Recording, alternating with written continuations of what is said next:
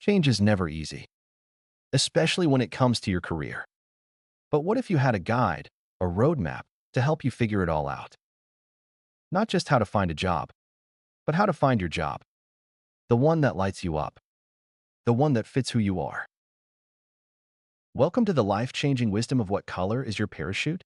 By Richard Bolles. This isn't just another job hunting book. It's a practical manual for career discovery, a blueprint that's helped millions of people around the world that's both meaningful and fulfilling. And even decades after its first release, its lessons are more relevant than ever. Richard Bolles, a former Episcopal minister, turned his passion for helping people into one of the most trusted career resources of all time. He believed job searching isn't just about resumes and cover letters, it's about you. What you love, what you're good at, and where you truly belong. In this audiobook summary, we'll break down each of the 11 chapters of this powerful guide. From rewiring your job search mindset, to mastering interviews, negotiating salaries, and even starting your own business, we'll walk with you through every step of the journey. So whether you're fresh out of school, stuck in a job that drains you, or ready for a bold career change, you're in the right place. Before we dive in, if this content inspires you, make sure to like, share, and subscribe to this channel. It helps us reach more people just like you, who are ready to design a career and a life that truly matters. Now, let's begin your journey. Chapter 1. Welcome to the ever-changing world of the job search. Let's be honest. Job hunting isn't what it used to be. Once upon a time, you printed out a resume, circled job ads in the paper, and waited by the phone. Today, the landscape has shifted dramatically. Jobs are shorter term. Industries are evolving.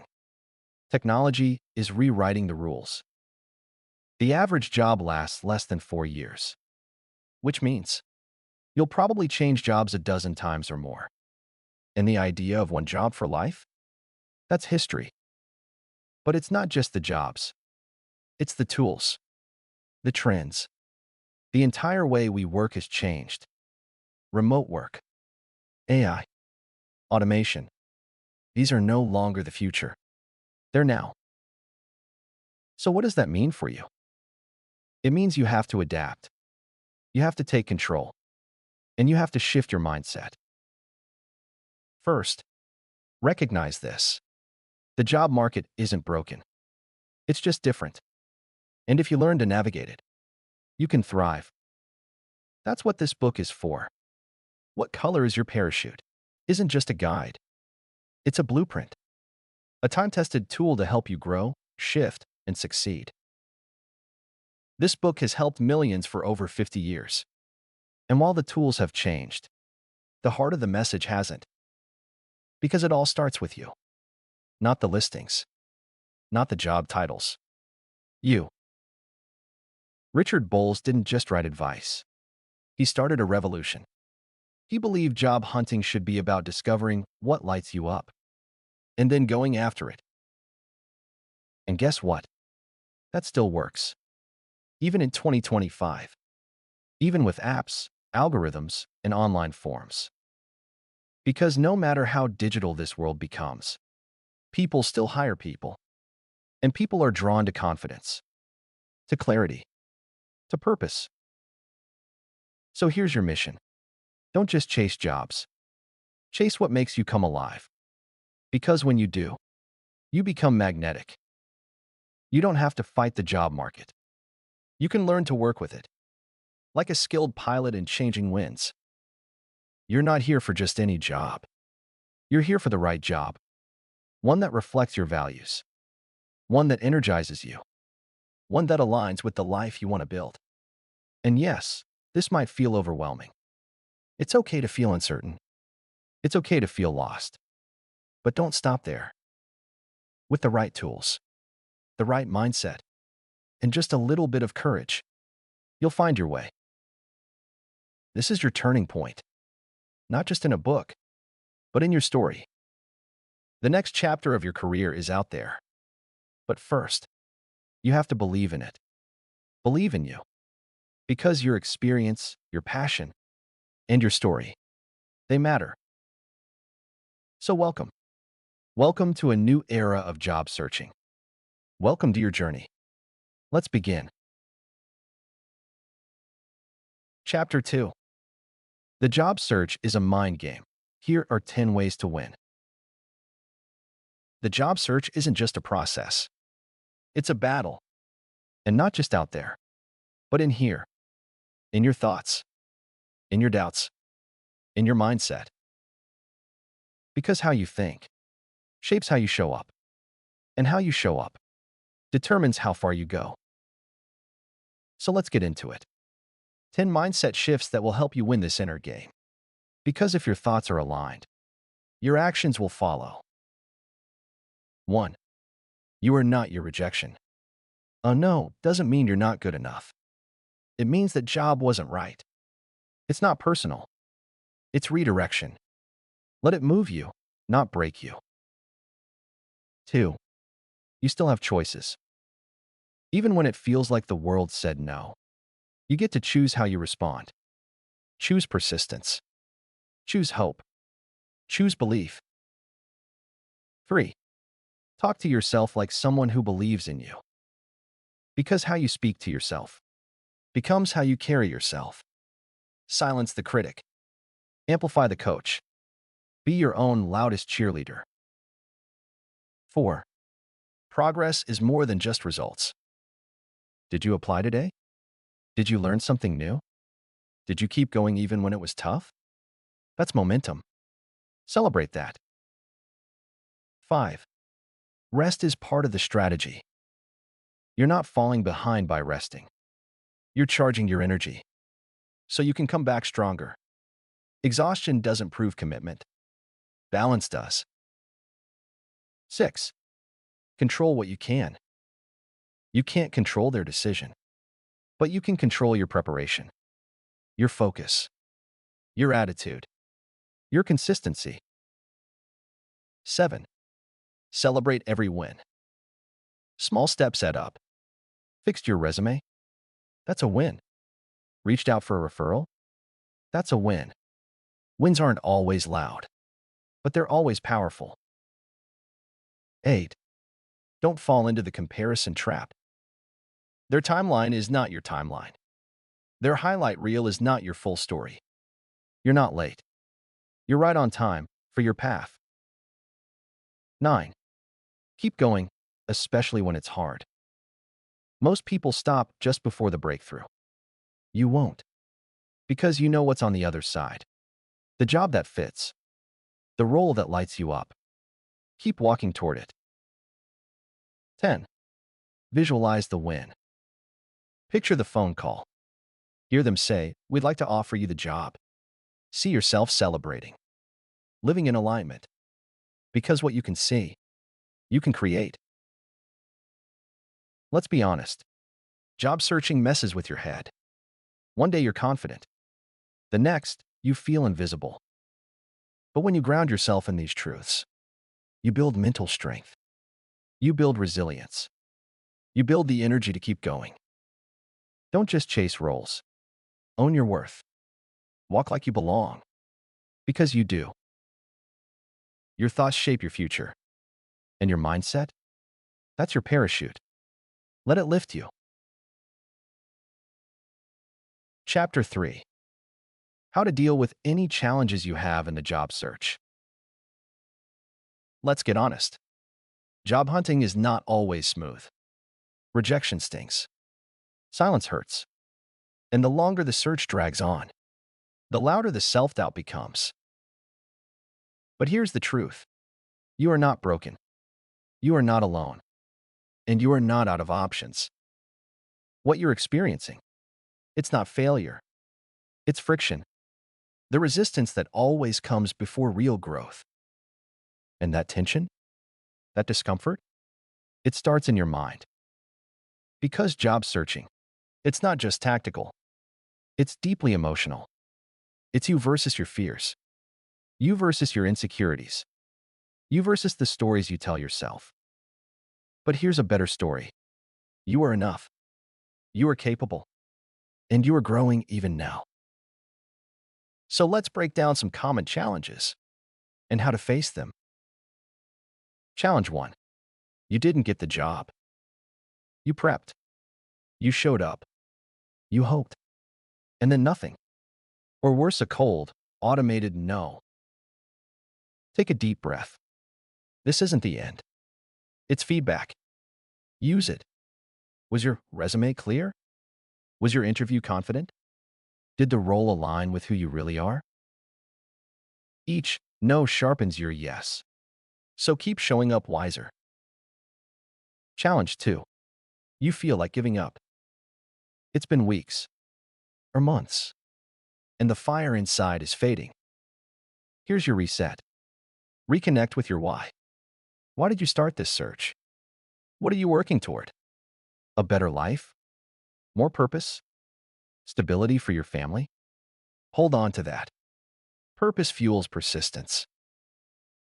Challenge 3. You don't know what you want anymore. You've applied everywhere, but nowhere feels right. And deep down, you feel lost. This is where the parachute method comes in. Don't start with the job boards. Start with you, your values, your strengths, your passions. The flower exercise will help. It will reveal what lights you up and what kind of work you were built for. With that clarity, you stop chasing random roles and start pursuing the ones that truly fit. Challenge 4. You feel less than. Maybe you don't have the perfect background. Maybe you've taken time off. Or maybe you just keep comparing yourself to others. Stop right there. Comparison clouds your worth. You don't need to be like them. You need to be more you. What matters is, are you real? Are you willing to grow? Are you showing up day by day? Because that's what employers want. Not perfection, but potential. Challenge 5. You feel alone. Like you're carrying this burden by yourself. And no one really sees the weight you bear. But here's the truth. You're not alone. Help is all around you. Talk to people. Ask for advice. Lean on your network. Join a support group. Let others walk with you. Because community creates momentum. And here's what's real. Every single challenge you're facing, it's shaping you, strengthening you, turning you into someone who won't just find a job, but create a career you believe in. So take heart. You're not stuck. You're evolving. Keep showing up. Keep learning. Keep going. You're closer than you think. And your breakthrough? It might be one brave step away. Chapter 4. Choose a career. Change a career. Or find a job. What works? You're standing at a crossroad. Do you want to find a job? Change your career? Or figure out what you're really meant to do? Each of these paths sounds different, but they all start the same way, with a decision. And that decision begins with you. Most people don't realize this. They begin with the job market. They search for openings, scan job boards, scroll endlessly, hoping for a sign. They focus outward, hoping something or someone out there will guide them in. This is what Richard Bolles calls the traditional approach. And while it may feel logical, it's flawed. Why? Because it skips the most important part of the equation. You. The better way? The parachute approach. It doesn't begin with a job. It begins with you. A self-inventory. Before you chase a paycheck, ask, what makes me come alive? What are my unique skills? My values? My passions? Because here's the truth. You're not just looking for any job. You're looking for work that fits. Work that energizes you. That reflects who you are, at your core. If you skip this step, you might get employed, but not fulfilled. You might earn a paycheck, but lose your spark. Let's break it down. The traditional approach. It starts with external factors. You ask, what's available? What's in demand? What do people think I should do? Then you try to squeeze yourself into that mold. You reshape your resume, tweak your skills, hope someone gives you a shot. But here's the thing. Luck isn't a strategy. Now let's look at the parachute approach. It starts from within. You explore what you love, what you're good at, what you want from work, beyond just money. Then you reverse engineer your job search. You seek out organizations, causes, and industries that align with your blueprint. You're not chasing jobs anymore. You're choosing them, deliberately. And that changes everything. This is the heart of what Bolles teaches. You don't just want a job. You want the right job. And that takes introspection, reflection, and bold honesty. So what does this look like in real life? It looks like asking yourself 7 powerful questions, the same ones that form the flower exercise.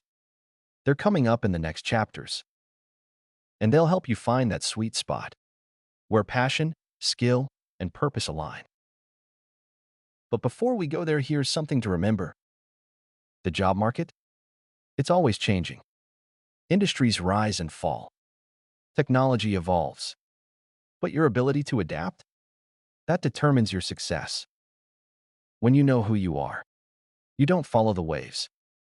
You surf them. Now let's get practical. If you're not sure whether you're just looking for a job or a new career or a true calling, ask yourself these 3 questions. Do I want the same work, but in a different place? Do I want a new role entirely, using different skills? Or do I want a complete shift into a path I've never tried before? Your answer matters. It shapes your strategy. Because not all job hunts are created equal. And here's something most people never hear. Changing careers?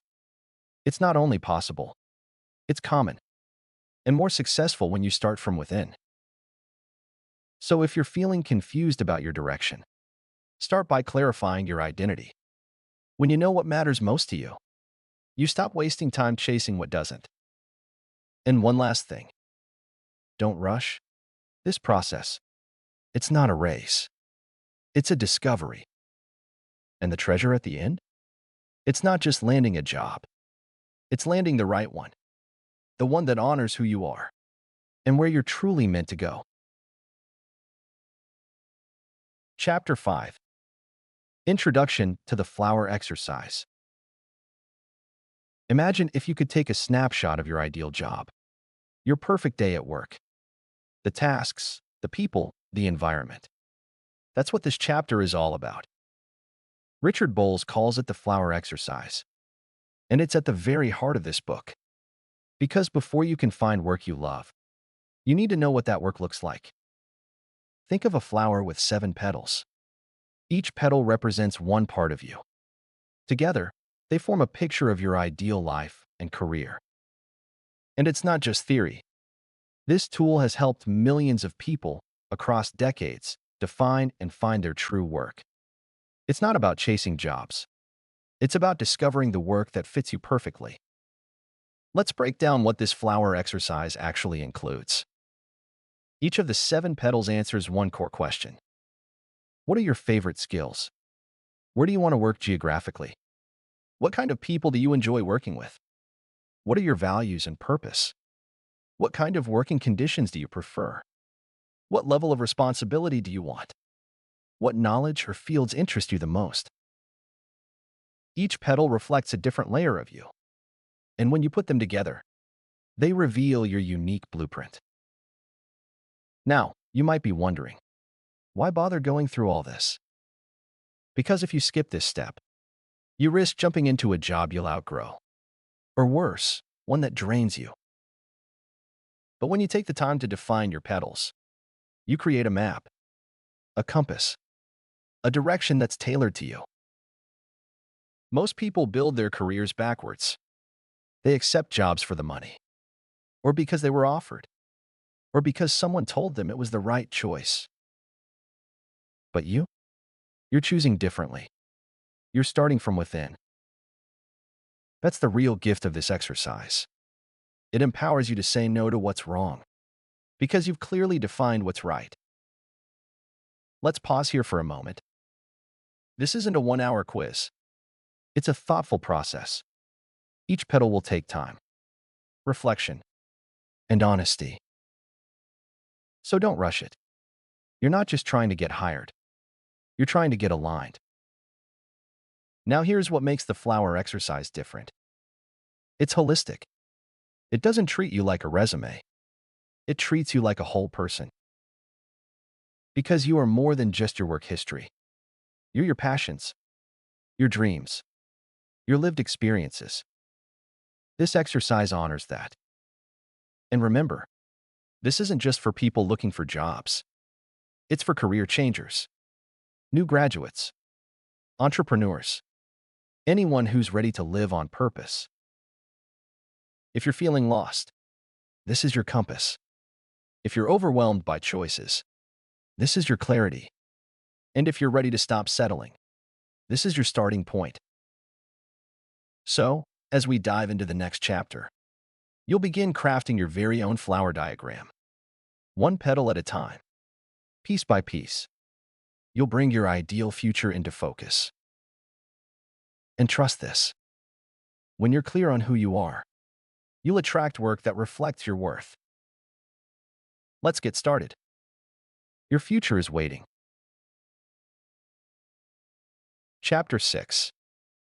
The Flower Exercise. A comprehensive self-inventory.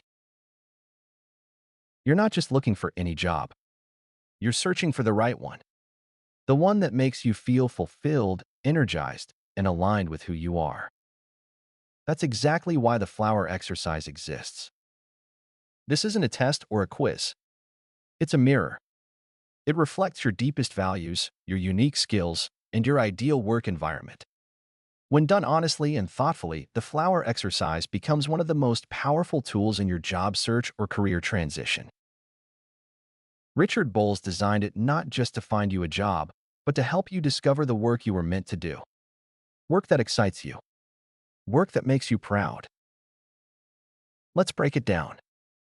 The flower exercise has 7 petals, and each petal represents a different way of understanding yourself in the context of work. Petal 1. Your favorite knowledges or fields of interest. What topics or fields are you naturally drawn to? Think about the books you read, the podcasts you love, or the subjects that make time fly when you study them.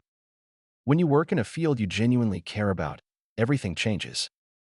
You stay curious. You stay committed. And most importantly, you grow. Petal 2. Your preferred kinds of people to work with.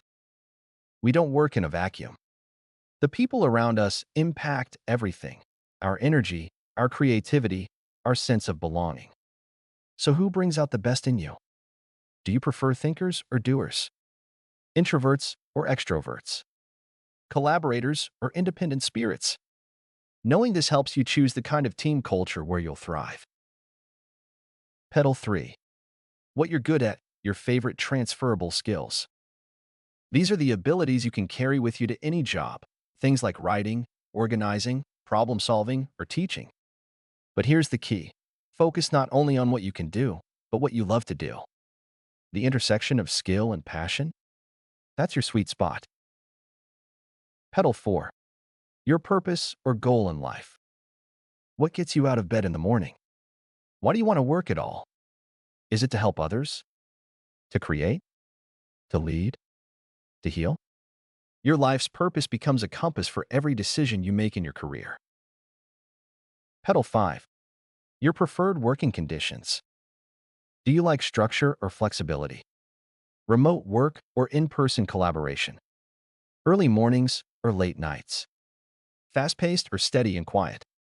The more your work environment matches your personal rhythm, the more sustainable and joyful your work becomes. Petal 6. Your preferred levels of responsibility. Are you a leader by nature? Do you prefer following clear directions or blazing new trails? Some people shine in highly autonomous roles. Others thrive with structure and feedback. This petal isn't about right or wrong. It's about alignment. Petal 7. Your preferred place to live. Where you live deeply affects your career satisfaction. Are you drawn to cities or small towns? Warm weather or seasonal changes? Being close to family or chasing adventure somewhere new?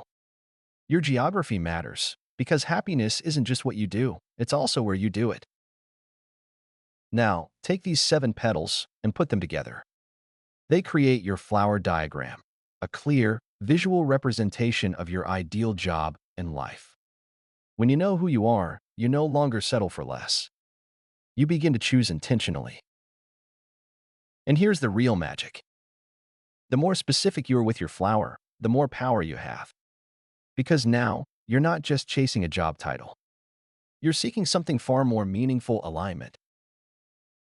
And once you align your work with your truest self, you don't just survive, you thrive. So take your time. Reflect deeply. Be honest with yourself. This exercise could change not just your job, but your entire direction. Because when you know yourself, you unlock the power to shape your future. And the flower exercise is the first bold step toward that future. Chapter 7. You get to choose where you work. Most people think they have to take whatever job is offered to them.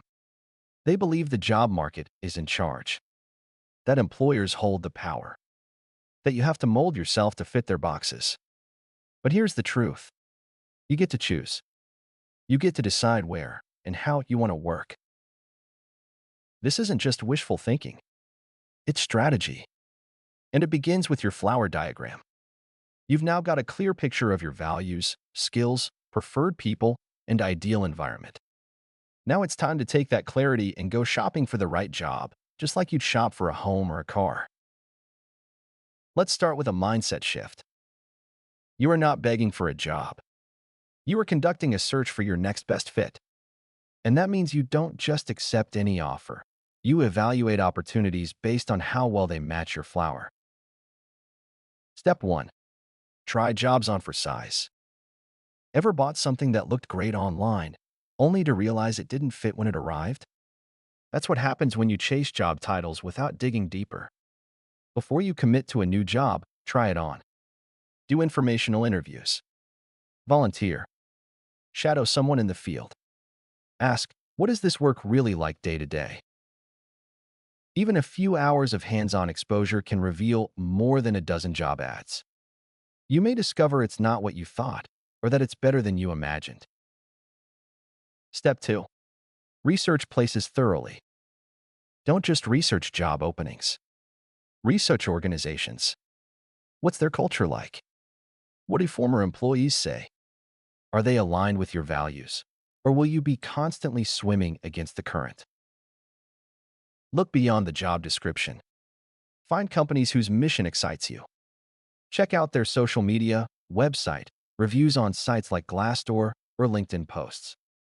Look for signs of how they treat people. Because where you work matters just as much, if not more, than what you do. Step 3. Use the back door. Want to know a secret? The best jobs aren't always posted online. They're filled through connections, through people who know people. This is why it's crucial to talk to humans, not just submit applications. Tell your network what kind of work you're looking for. Be specific. Ask for introductions. Reach out with genuine interest. Most people want to help. They just need to know what you need. And if you're thinking, but I don't have a network, think again. You know more people than you realize. Friends, neighbors, former classmates, online communities, all of them count. Start conversations. You never know who might open a door. Step 4. Trust your gut. When you're choosing a place to work, listen to your intuition. Did something feel off during the interview? Were you excited when they described the team culture, or silently dreading it? Don't ignore those inner signals. Your nervous system is smarter than you think. It's picking up on things your conscious mind might miss. It's not about being picky. It's about being intentional. You'll be spending thousands of hours at this job. It should be somewhere that energizes, not depletes you. And remember, you're not choosing a job just for money. You're choosing a job that supports your life, your well-being, your growth, your long-term dreams. The power is in your hands. You may not have control over everything in your job search, but you do have control over the direction you pursue. You do have the right to say no to what doesn't fit, and you do have the ability to shape a path that honors who you are. So choose wisely. Be bold. Be clear. Because when you know what you want and where you want to go, you become unstoppable. Chapter 8. Your resume is already online. There's a new resume in town, and chances are it's not in a Word doc sitting on your desktop. It's already out there on the internet, on LinkedIn, on social media, on your digital footprint. Whether you realize it or not, employers are looking you up before they even read your resume. And what they find is shaping their opinion. So the question isn't if you have a digital resume. The question is, what story is it telling? You already have an online presence. Your name might show up on LinkedIn or in a blog post from a college project. Maybe it's on Twitter or Instagram or an old YouTube video. Whatever's out there, it forms a picture, a narrative about who you are. So, ask yourself, is that story one you'd proudly hand to a hiring manager? If not, it's time to take control. Clean it up.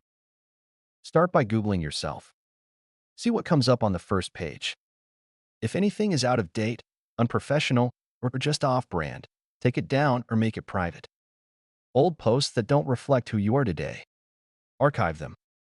Photos that don't match your professional image, remove them. Even if you think no one will care, remember, perception is powerful.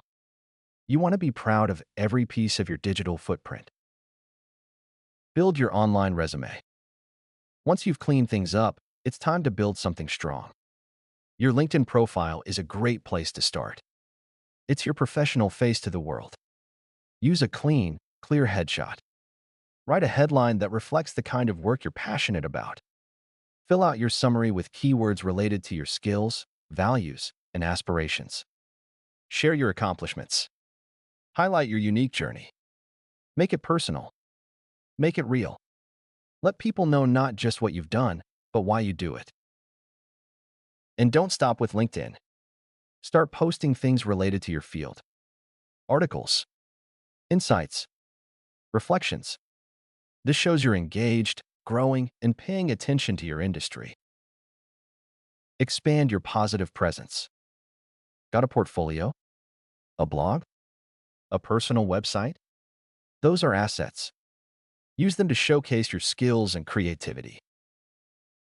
Even a simple landing page with your bio, resume, and links to your work can go a long way. It sets you apart. It tells employers this person is thoughtful, prepared, and serious about their future. And guess what? It gives you confidence too. When your online presence is aligned with your goals, you walk into every interview with clarity and power. What employers are looking for? Today's hiring managers don't just care about your skills. They care about how you communicate, how you carry yourself online, whether you show curiosity, whether you show growth.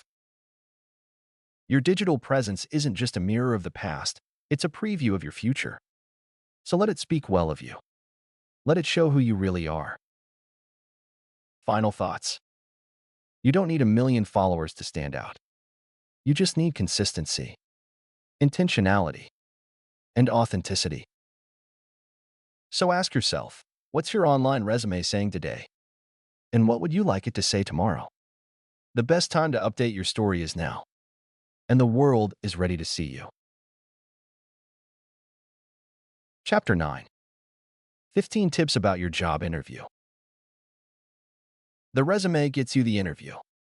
But the interview? That's what gets you the job. And in today's competitive world, you don't want to just show up. You want to stand out. The good news? Most people walk into interviews unprepared. That means, with a little intention, you can walk in with confidence and leave a lasting impression. Let's dive into 15 powerful tips that will help you ace your next interview. 1. Prepare more than you think you need to. Know the company, their mission, their latest news, what makes them unique. When you know the culture, you speak their language. 2. Rehearse your story. Why are you here? Why this job? Why now? Prepare a compelling, authentic narrative about your journey. Don't memorize. Internalize. 3. Know the job description inside out. Each bullet point is a clue, a roadmap to what they value. Tie your answers to the specific language and needs of the role. 4. Practice your answers out loud. It feels awkward, but it works. Saying your answers aloud helps you find clarity and flow. It prepares your mind and your mouth. 5. Use the STAR method. Situation, task, action, result. This structure helps you deliver stories with impact. 6. Focus on the positive. Even when talking about challenges or failures, end on what you learned, how you grew. Keep the energy forward-facing. 7. Ask insightful questions. The interview is a two-way street. Ask about the team, the company's vision, the challenges of the role. Curiosity shows character. 8. Be on time, not just on time. Aim to be there 10 minutes early. Late equals unprepared. Too early equals awkward. Respect their time, and they'll respect yours. 9. Dress one level up. Professional doesn't always mean formal, but it always means intentional. Your appearance should show that you care and that you belong. 10. Mind your body language. Eye contact, a confident handshake, a relaxed posture. These nonverbal cues speak volumes before you say a word. 11. Match their energy. If they're formal, be polished. If they're casual, be conversational. It's not about changing who you are, but showing you can adapt. 12. Don't speak negatively about past employers. No matter what, keep it classy. Keep it future-focused. 13. Know your numbers. Have metrics ready. How much did you save, grow, or improve something? Numbers add credibility. They stick in the mind. 14. Close strong. Thank them. Reaffirm your interest. Ask about next steps. Leave them with a sense of certainty that you want this role. 15. Follow up. Send a thank you email within 24 hours. Make it thoughtful, not generic. Reinforce your excitement and appreciation. The job interview isn't a test you pass by having all the right answers. It's a conversation, an opportunity to build connection and trust. Be yourself. Be prepared. And remember, they're not just evaluating if you can do the job. They're wondering, do I want to work with this person? Let the answer be yes.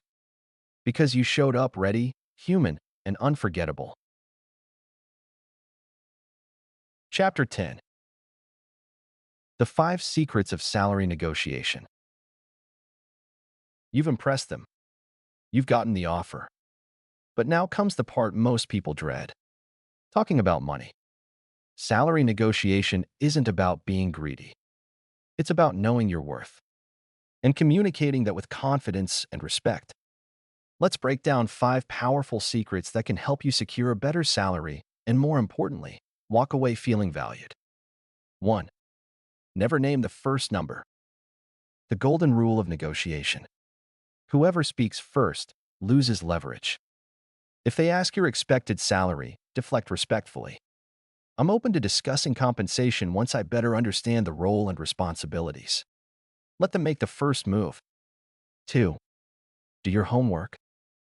Walk into the negotiation informed. Use tools like Glassdoor, LinkedIn Salaries, or industry reports. Know the market value for this role in your city, your field, your experience level. The better your data, the stronger your position. 3. Negotiate more than just money.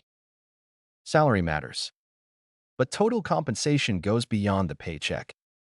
Think vacation days, signing bonuses, remote work, health benefits, professional development funds. If the salary is fixed, negotiate the perks. Sometimes, what feels small makes a big impact. 4.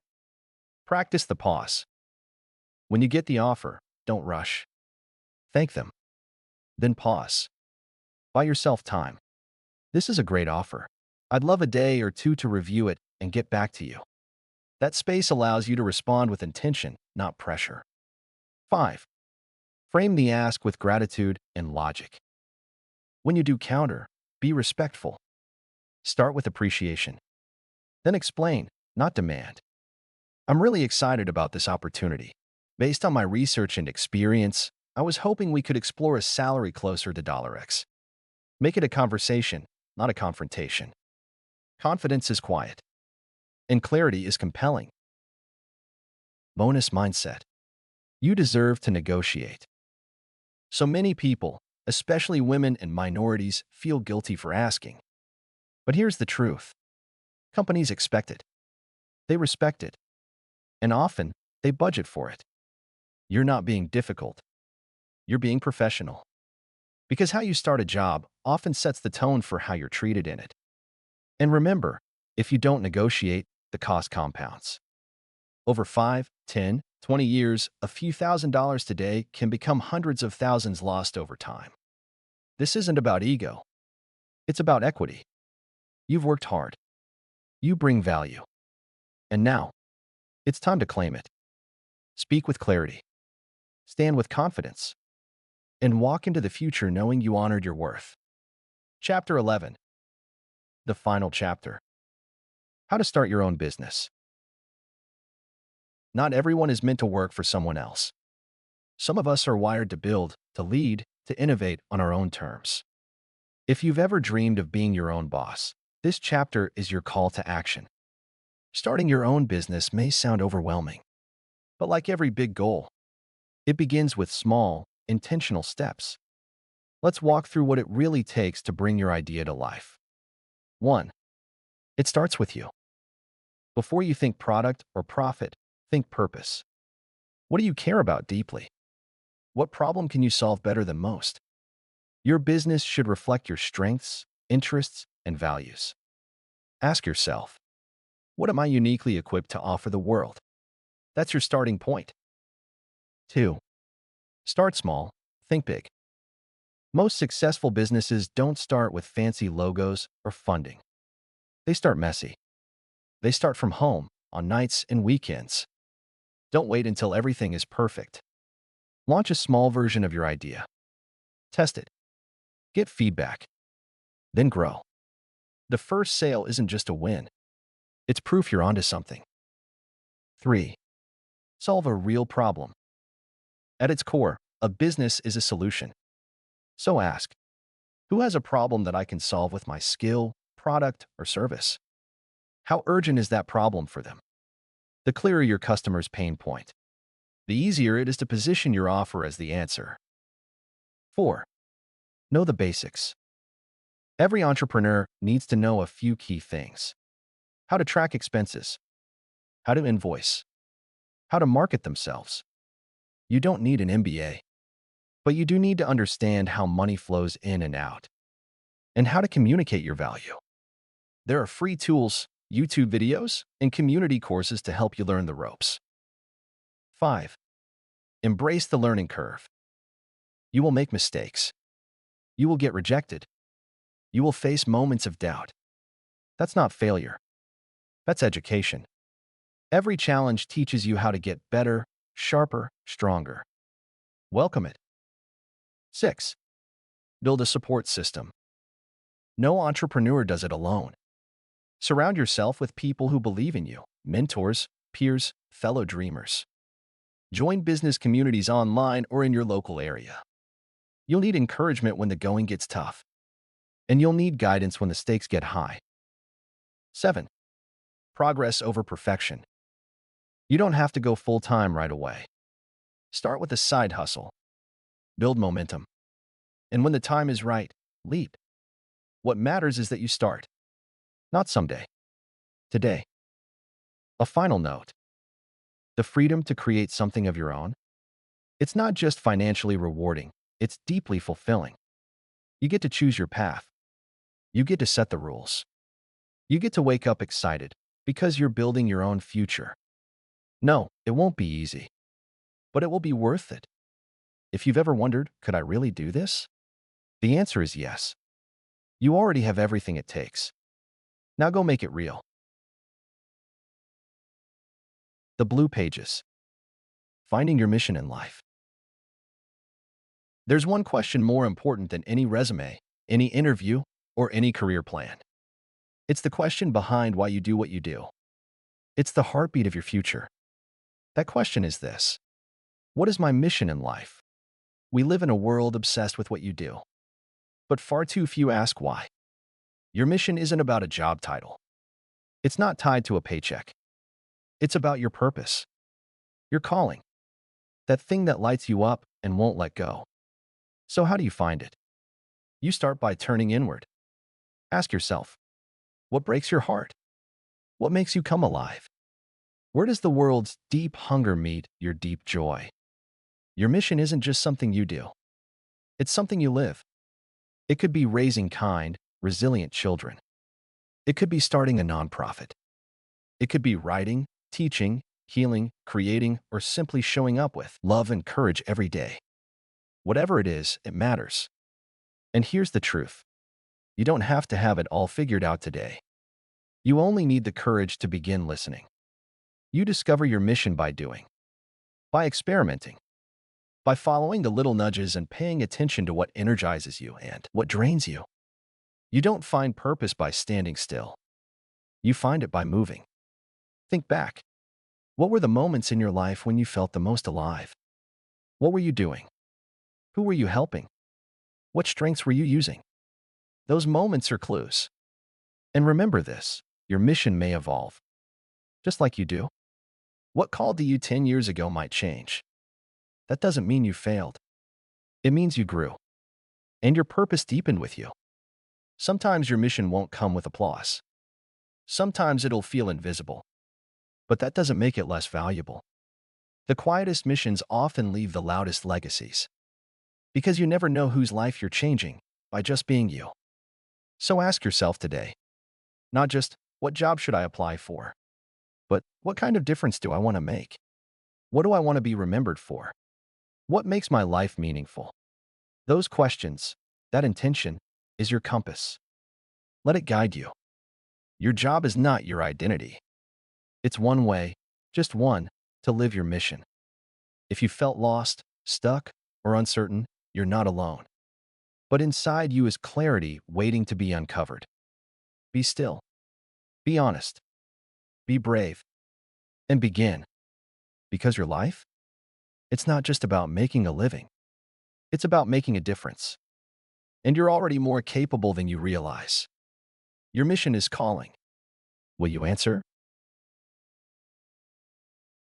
Final remarks. Your future is in your hands. You've just completed What Color is Your Parachute? A guide not just for landing a job, but for designing a life. This book is more than advice. It's a map to help you navigate the constantly shifting job market and a reminder that no matter your background, your dreams still matter. Richard Bolles didn't just give us tips on writing resumes or preparing for interviews. He invited us to look inward, to understand who we are, what we love, and how to find work that truly fits. From the flower exercise to the power of networking, from embracing online resumes to building a life of purpose, this journey has shown one powerful truth. You are not stuck. You are not invisible. And it is never too late to pivot, to grow, and to rise. So whether you're changing careers, returning to the workforce, or discovering your mission in life for the first time, this book arms you with clarity, confidence, and direction. Remember, The job market may change, but your value does not. Now, take that next step boldly. Update your flower diagram. Reimagine your future. Send that resume. Make that call. You've got this. And if this audiobook inspired you, helped you reflect, or gave you even one actionable insight, don't keep it to yourself. Like the video. Leave a comment below, sharing your biggest takeaway. Share it with someone who's stuck and searching. And if you're not already part of our community, hit subscribe and tap the bell so you don't miss the next audiobook journey. Because together, we're not just surviving, we're learning, growing, and thriving. Thank you for listening. Your parachute is open. Now go soar.